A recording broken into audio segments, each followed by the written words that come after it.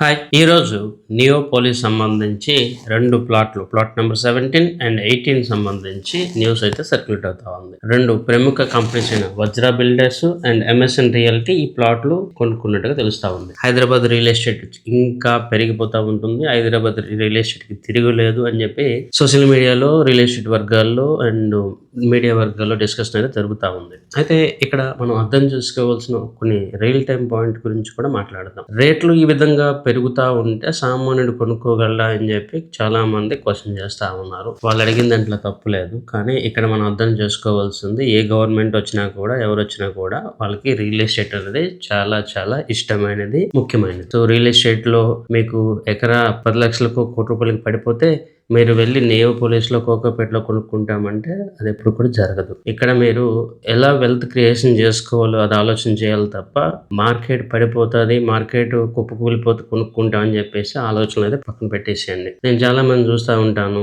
ఎకరా 100 కోట్లు పెరిగిపోయింది, ఎకరా 150 కోట్లు పెరిగిపోయింది, మరి సామాన్యుడు కొనుక్కోడు అంటే సామాన్యుడు కొనుక్కోవచ్చు. కోకాపేట నియోపోలిస్ కాదు, ఇంకెక్కడికైనా వెళ్ళి కొనుక్కోవచ్చు. అక్కడే కొనుక్కోవాల్సిన అవసరం లేదు. నియోపోలిస్లో కోకాపేటలో మీకు ఒక ల్యాండ్ దొరికితే మీరు వెళ్ళి ఇండిపెండెంట్ హౌస్ కట్టుకుంటారా? కాదు కదా. ఇప్పుడు అంతా టవర్స్ అండ్ అపార్ట్మెంట్స్ కల్చర్ వచ్చేసింది కాబట్టి అక్కడ ఆ కల్చరే ఉంటుంది. సో ఇక్కడ మరి సామాన్యుడికి ఇల్లు కట్టుకునే ఛాన్సెస్ కానీ హ్యాబిటేషన్ కానీ అక్కడ ఉండదు. సో ఎక్కడ వెల్త్ క్రియేషన్ జరుగుతుందో దాని మీద దృష్టి పెట్టండి. నెక్స్ట్ 10 years లో 20 years లో ఏది నియోపోలిస్ గా అవుతుంది, ఏది కోకాపేట కాబోతుంది, ఎక్కడ గ్రోత్ రాబోతుంది దాన్ని ఆలోచన చేసి ఇన్వెస్ట్మెంట్ చేసుకోవాలి తప్ప అది ఎక్కడో ఆ రేట్లో మనకి అనుకున్న రేట్లో మనకి రావట్లేదు అని చెప్పి బాధపడడం అనేది కరెక్ట్ కానీ కాదు. ఇన్వెస్టర్స్ మళ్ళీ చెప్తా ఉన్నాను, నియోపోలిస్ లో ఇక్కడ ఇన్వెస్ట్మెంట్ చేసుకుంటారా, ఇంకెక్కడ ఇన్వెస్ట్మెంట్ చేసుకుంటారా అది వాళ్ళ చాయిస్.